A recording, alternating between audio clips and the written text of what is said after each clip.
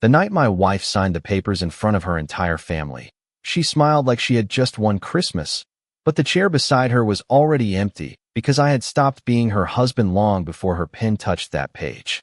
The Caldwell house looked like something from a holiday magazine that evening. All warm windows and white lights, a 12-foot Christmas tree glowing in the front room, silver ornaments turning slowly in the heat from the fireplace.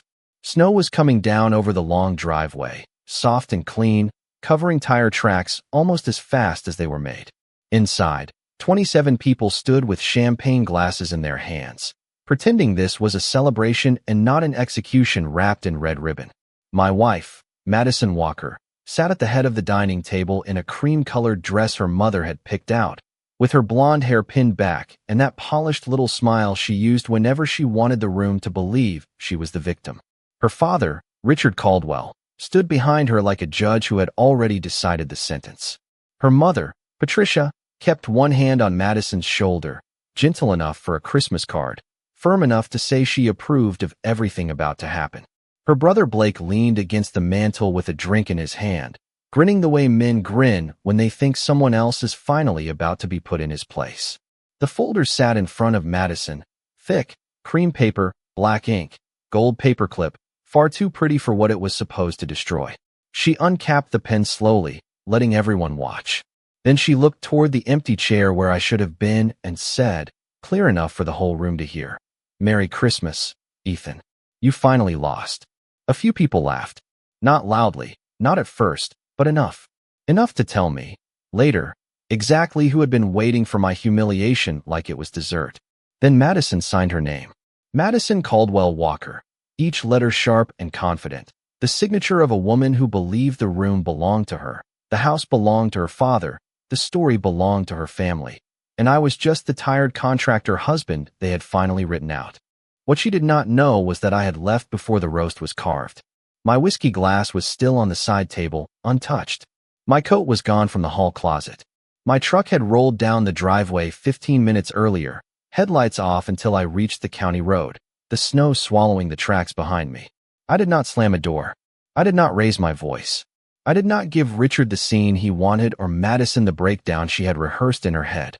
I simply walked out with my keys in my palm and a silence in my chest so cold it made the December air feel warm. By the time she signed, I was 3 miles away, passing the old stone church on Route 8, watching Christmas lights blur against the windshield. My phone buzzed once in the cup holder. Then again. I never looked down. Because there comes a point in a marriage when leaving is not an action anymore. It is just the first honest thing your body has done in years. 11 months before that Christmas party, I was still trying to convince myself that Madison and I were just going through a hard season. Men like me are good at calling things seasons. It sounds temporary. It sounds natural. It lets you believe the cold will pass if you just keep the fire going. My name is Ethan Walker, and I built Walker Ridge Construction from a rented storage unit, one used pickup, and a stack of bids nobody else wanted. I was 42 years old, born in western Pennsylvania, the kind of man who still checked the weather before checking his email. My day started at 5 in the morning with black coffee, steel-toed boots by the back door, and a notebook full of job sites, supplier numbers, payroll notes, and promises I intended to keep. I knew concrete yards, roof pitches, county inspectors, and the quiet pride of handing a young father his first steady paycheck. What I did not know, not then, was how to save a marriage with a woman who had stopped wanting a husband and started wanting a brand. Madison had not always been that way. When we met, she liked that I smelled like sawdust and cold air. She used to say my hands made her feel safe because they looked like they could build something that would last. We rented a small brick duplex outside Lancaster back then, with uneven floors and a furnace that groaned every time the temperature dropped below 20 degrees. We ate grocery store rotisserie chicken on paper plates and talked about buying land someday. She would sit cross-legged on the kitchen counter while I fixed the cabinet hinge, asking me where the company would be in 10 years. I told her I did not need rich. I just wanted solid. She smiled and said solid sounded perfect. For a long time, I believed her. Then Walker Ridge started winning bigger contracts, medical offices, school additions, custom homes on acreage, the kind of projects that put my name in rooms where nobody cared about the dirt under my nails as long as the numbers came in clean. Money changed the temperature in our house, but not the way people think. We did not suddenly become loud or careless. The changes were smaller. Madison started correcting how I dressed before dinners with her parents. She stopped saying our company and started saying Ethan's business, like it was something parked outside that tracked mud onto the floor. At parties, when people asked what I did, she answered before I could. He is in construction, she would say, with that soft little laugh that made the word sound smaller than it was. I would stand there holding a glass of club soda, smiling because that is what a husband does when he is trying not to embarrass his wife. Looking back, that was the first lie I kept telling for her. Not with my mouth, but with my silence. The Caldwell family had a way of making disrespect sound like etiquette. They never shouted across a room. They never used ugly words when polished ones could do more damage. Richard Caldwell could insult a man while adjusting his cuff links, and somehow everyone around him would smile like he had just made a toast. His house sat on 8 acres outside Westchester, a white colonial with black shutters, a circular driveway, and a flagstone patio Madison's mother liked to call the terrace, as if Pennsylvania had suddenly turned into old money Virginia. Every Sunday dinner there felt less like family and more like an interview I had already failed. Richard would ask about my company with that little tilt in his voice, the one that made success sound accidental. How many trucks are you running now, Ethan? Still mostly residential? Still dealing with permits and subcontractors yourself? I would answer calmly because the numbers were good, better than good, but men like Richard did not ask questions to learn. They asked them to remind everyone where they believed the ceiling was. Patricia Caldwell was softer, which made her worse in a quieter way.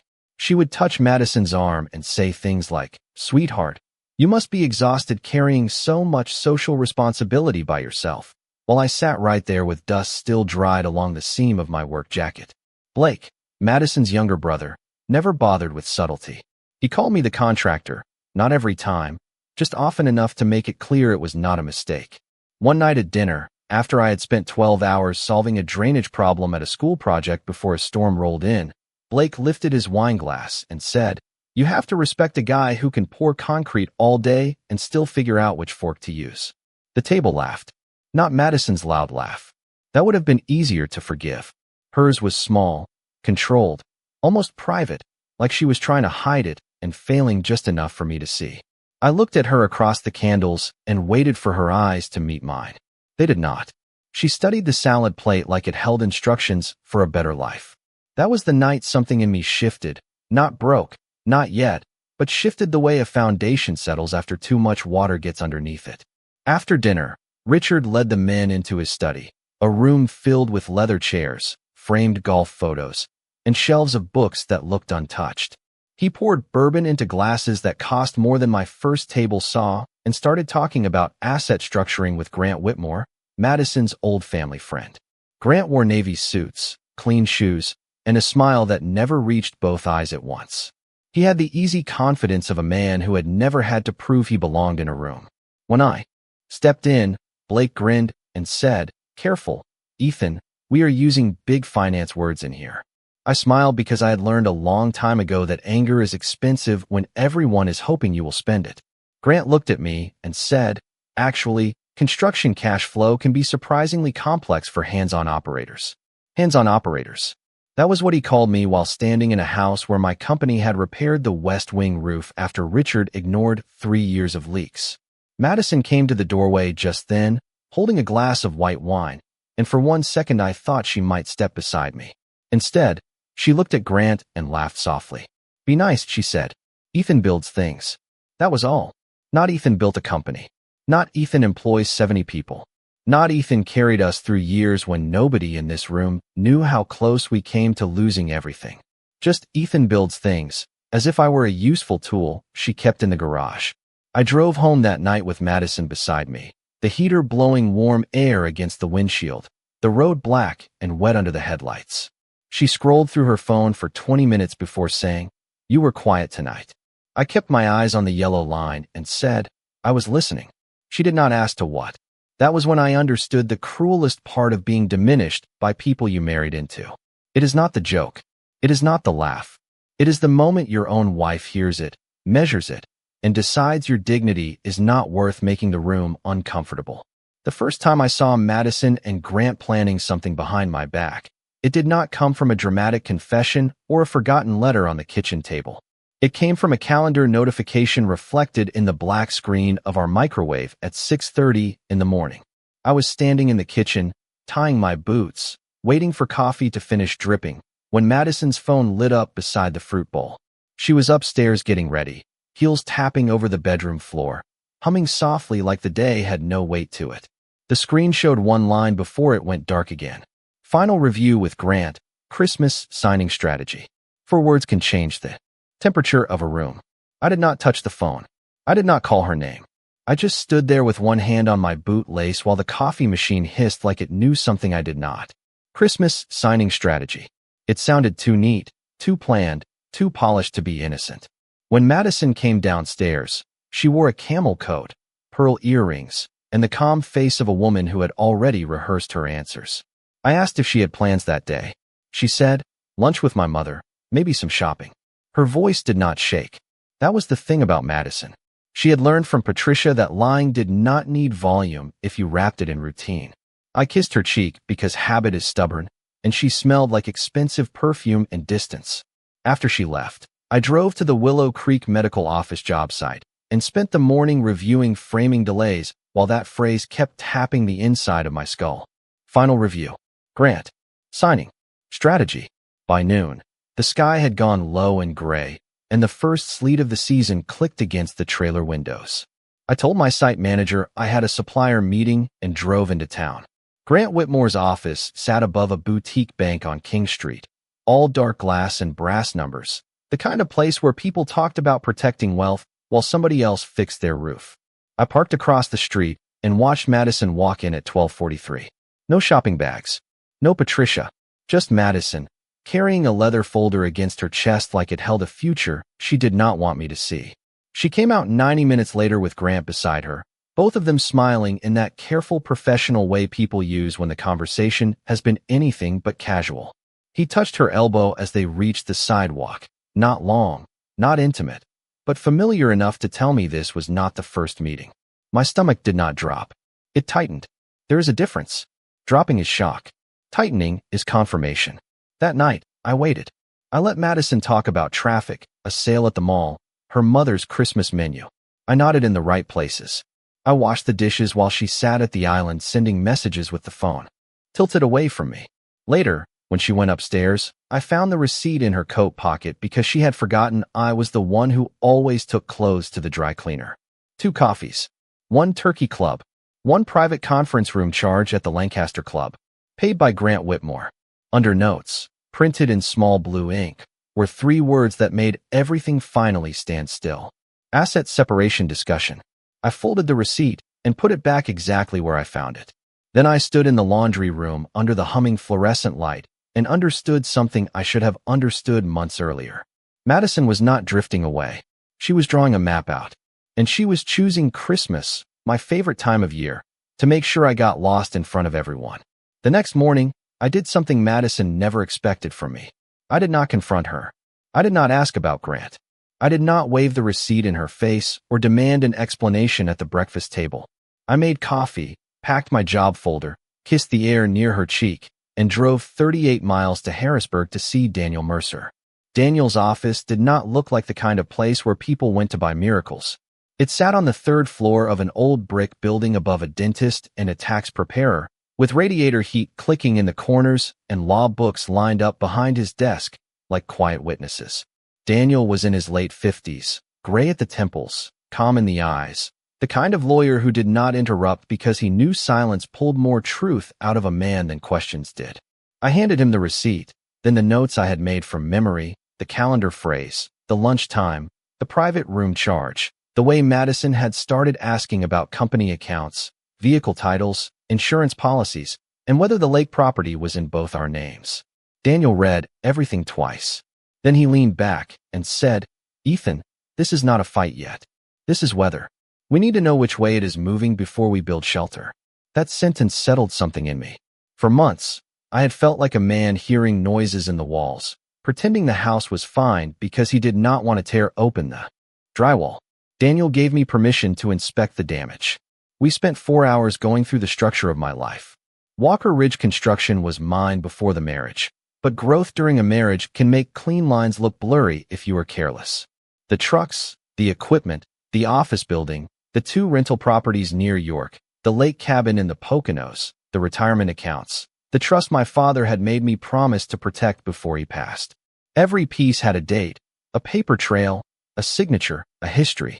Daniel tapped one folder with his pen and asked if Madison had ever signed a post-nuptial agreement. I almost laughed, not because it was funny, but because I had forgotten how important that document was. 3 years earlier, Richard Caldwell had called me from a golf resort in Virginia with panic hidden under charm. A bad investment, a failed development deal, too much leverage, too many private loans. He never used the word desperate, but I heard it breathing behind every sentence.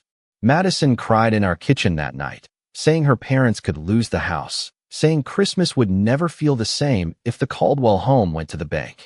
So I did what husbands do when they still believe family means something. I helped. But Daniel had insisted back then that help needed walls. A limited liability company, a loan guarantee, repayment terms, and a post-nuptial agreement confirming that any attempt to hide assets, manipulate marital property, or use a third party to pressure a divorce would trigger a waiver of claims against my separate property.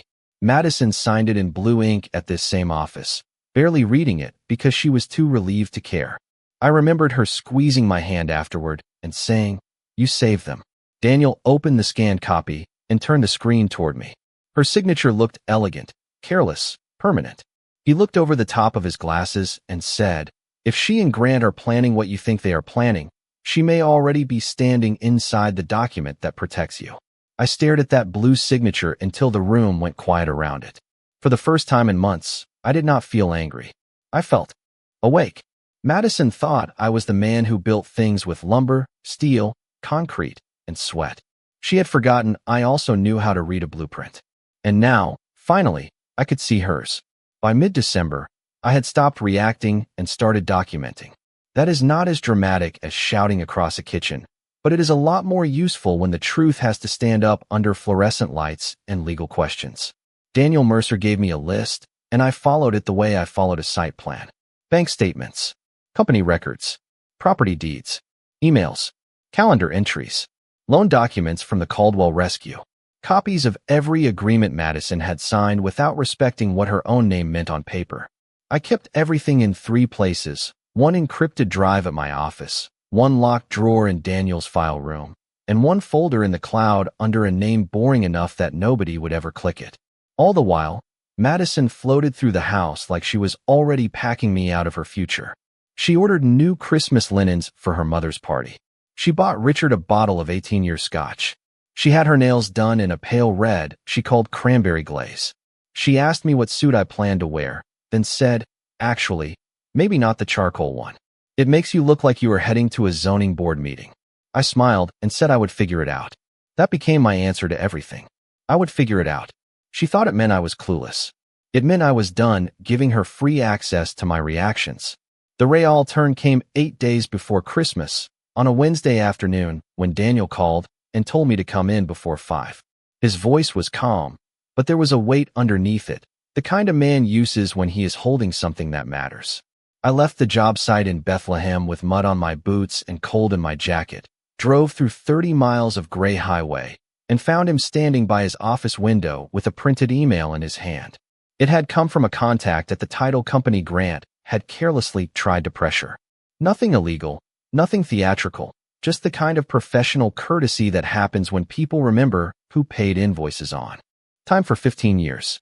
Grant had requested draft language for a marital settlement packet. In that packet, Madison intended to claim emotional abandonment, financial opacity, and coercive control over family assets.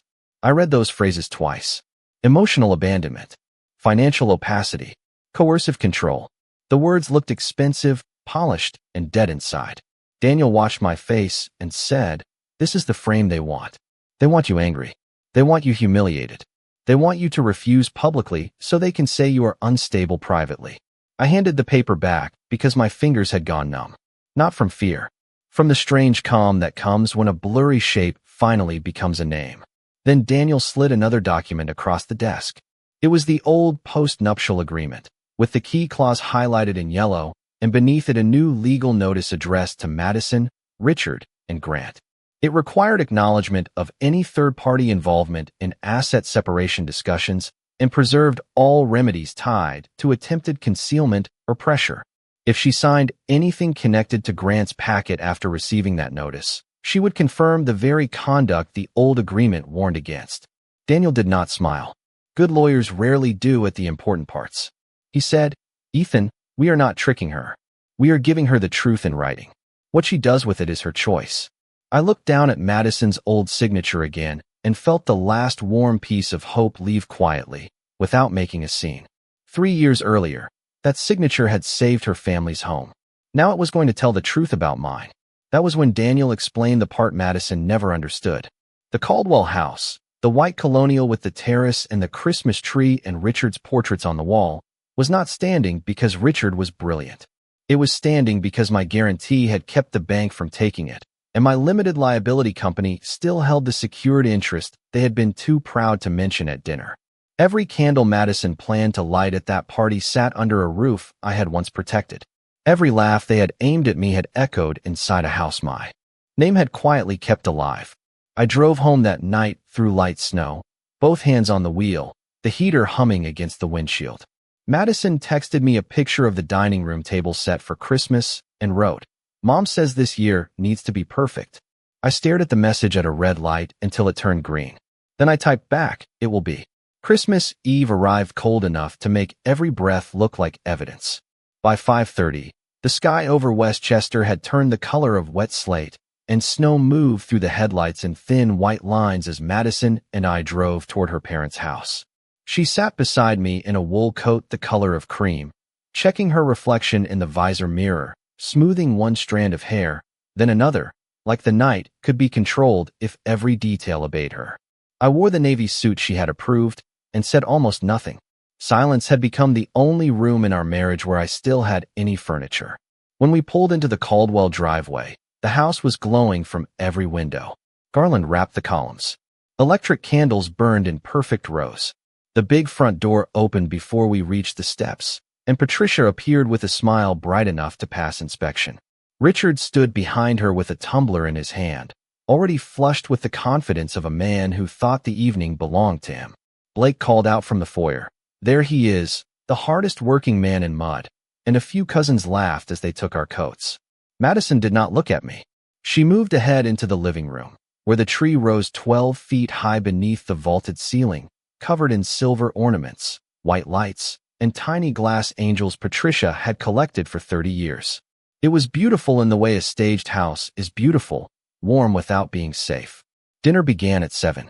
I was seated halfway down the table, not beside Madison, not across from her, but near a retired uncle who spent most of the meal asking me whether lumber prices were still crazy.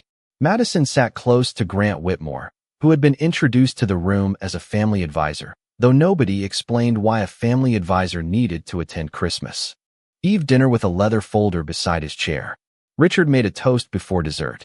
He spoke about new chapters, strong women, difficult decisions, and the courage to stop carrying burdens that were never yours to carry. His eyes landed on me when he said burdens. The room went quiet for half a second, then filled itself with polite approval. I lifted my water glass and took a sip because anger is what people ask for when they have no proof. After dinner, Patricia guided everyone into the front room for coffee, cookies, and what she called a small family matter. That was the phrase. A small family matter. I remember it because it sounded so clean. Madison stood near the piano while Grant placed the folder on the long mahogany table. Richard adjusted his watch. Blake grinned at me from beside the fireplace. Madison looked nervous for the first time all night, but not guilty. Excited. There is a kind of nervousness people get before they hurt you and expect applause for it. Grant cleared his throat and began explaining that Madison had prepared a simple acknowledgement regarding our separation, something designed to avoid confusion and preserve dignity for both families. Both families. I almost admired the language. It was soft enough to hide the blade. Then Madison turned to me and said, "Ethan, this does not have to be ugly if you just stop making it difficult." I looked at her for a long second, and in that second I saw the duplex kitchen, the broken furnace, the paper plates, The woman who once said solid sounded perfect. Then I saw the calendar notification, the receipt, the highlighted clause, Daniel's steady eyes. I set my untouched whiskey on the side table and said, "I need a minute." Nobody stopped me. That was their mistake. They thought a man leaving the room was a man losing ground. I walked to the hall, took my coat from the closet, and stepped outside into the snow. The cold hit my face clean and sharp. Behind me, through the front windows, I could see Madison bending over the table, Grant pointing to the signature line, Richard watching like a king at a ceremony. I stood there only long enough to see the pen touch her hand. Then I got in my truck and drove away, leaving the porch light behind me like a warning nobody inside knew how to read. By the time my truck reached Route 8, Madison was still inside that glowing house, signing what she believed was the cleanest cut she would ever make. I know because Daniel told me later how quiet the room became after my headlights disappeared from the windows. Grant slid the document forward with that careful lawyer smile of his and told her it was only an acknowledgement, only a procedural step, only a way to show that I had chosen to leave the conversation. Madison signed first, sharp and fast, then initialed the marked spaces while Richard stood behind her with one hand on the back of her chair like he was blessing the end of my marriage. Patricia dabbed the corner of her eye with a napkin, performing sadness for the relatives. Blake muttered something about finally getting the room back, and a few people laughed because people will laugh at cruelty when the furniture is expensive enough. Then the doorbell rang. Not loudly, just one clean chime cutting through the piano music and the smell of cinnamon candles. Patricia frowned because unplanned things bothered her more than unkind ones. A housekeeper opened the door, and Daniel Mercer stepped inside carrying a black overcoat folded over one arm and a flat leather briefcase in the other. Snow dusted his shoulders. His glasses had fogged at the edges. He looked less like a threat than a man arriving early for a bank appointment, which somehow made the room more nervous. Richard was the first to speak. "This is a private family gathering," he said. Daniel nodded once and answered, "I understand. I am here on behalf of Ethan Walker." Madison's face changed when she heard my name. Not fear yet. Irritation first. Fear came later, once she realized irritation would not be enough. Grant stood quickly, too quickly, and said any communication could be sent to his office after the holiday. Daniel looked at him for a long second, then placed a sealed copy of the legal notice on the table. "Actually," he said, "your office received this at 2:17 this afternoon, and Mrs. Walker received her copy by courier at 4:06. That document required acknowledgement of all third-party involvement before any marital settlement discussion continued. Mrs. Walker's signature tonight confirms receipt, participation, and voluntary continuation after notice." The room did not explode. It drained. That is worse. Noise gives people somewhere to hide. Silence puts everyone under glass. Madison looked down at the page she had just signed, then at Grant. Grant reached for it, but Daniel laid two fingers on the edge and said, "I would not alter or remove that copy. There are witnesses present, and the room appears to have active security cameras." Richard's jaw tightened. He asked what kind of game this was. Daniel opened his briefcase and removed the old post-nuptial agreement, the one Madison had signed 3 years earlier when I saved the Caldwell house from foreclosure. He turned it to the highlighted clause and read only enough for the room to understand the shape of the trap they had built for themselves. Attempted concealment, third-party pressure, asset manipulation, waiver of claims against separate property. Madison whispered, "That was not what I meant." Daniel's voice stayed even. "Intent is helpful. Signatures are better." Then came the part Richard never thought would be said out loud under his own roof. Daniel placed a second folder on the table, this one holding the loan guarantee, the limited liability company records, and the secured interest tied to the Caldwell property. He explained that I had filed for divorce that morning, that all business accounts had been protected, that any attempted transfer connected to Grant's draft packet would be reviewed, and that my guarantee on the Caldwell debt would not be extended beyond its existing terms. Richard went pale in a way no Christmas light could warm. Patricia sat down as if her knees had simply left the conversation. Blake stopped smiling. Grant stared at the papers like a man watching ink turn into weather. And Madison, the woman who wanted an audience for my humiliation, finally understood that the empty chair beside her was not a weakness. It was the first piece of evidence that I had already chosen peace over performance. The cabin eye. Rented sat 2 hours north in the Poconos, down a narrow road where the snow gathered along the pine branches, and the lake looked like a sheet of dark glass under the moon. It was not grand. One bedroom, one stone fireplace, a kitchen with old cabinets, a porch that creaked when the wind moved across it. But when I opened the door that night, the silence did not feel empty. It felt clean. I set my bag beside the couch, turned on one lamp, and stood there in my coat for a while, listening to nothing. No polished laughter. No careful insults. No wife asking me to make myself smaller so her family could feel taller. Just the hum of the refrigerator, the tick of the heater, and my own breathing finally returning to a rhythm I recognized. My phone started lighting up before I had even taken off my boots. Madison called first, then Richard, then Madison again, then Patricia, which almost made me laugh because Patricia had gone years without calling me unless she needed something repaired, paid for, or forgiven. By 10:30, there were 19 missed calls from Madison, 7 from Richard, 3 from Blake, and 1 text from Grant that simply said, "We need to talk." I stared at those 4 words for a long time. Men like Grant always want to talk after the paper starts talking for them. I turned the phone face down on the kitchen table and made grilled cheese in a cast-iron skillet because it was Christmas Eve and I had no interest in pretending elegance mattered anymore. The bread browned unevenly. The soup came from a can. It was the best meal I had eaten in months. Around midnight, Daniel called once. I answered because he had earned that. He did not gloat. He just told me what happened, clean and precise, the way a surgeon might describe removing something that had been making you sick for years. Madison had cried after the relatives left. Richard had demanded options. Grant had stopped speaking once Daniel mentioned professional review of his involvement. Patricia had asked whether the house was really at risk, and Daniel had told her the truth. The risk had always been there. I had simply stopped standing between them, and the consequences they kept confusing. With bad luck. After we hung up, I stepped onto the porch with a mug of coffee warming both hands.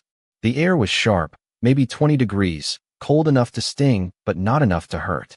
Across the lake, one cabin had a little strand of colored lights around the railing.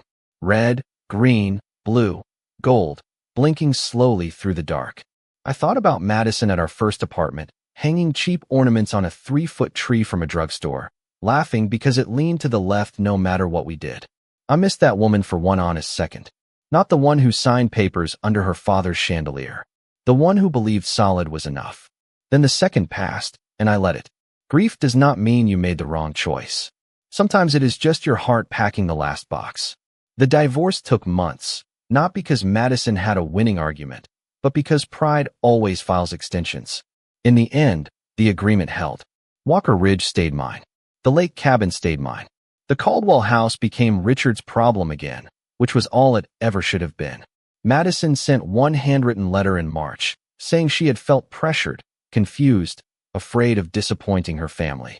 I read it twice, folded it back into the envelope, and mailed it to Daniel. Some apologies are not bridges.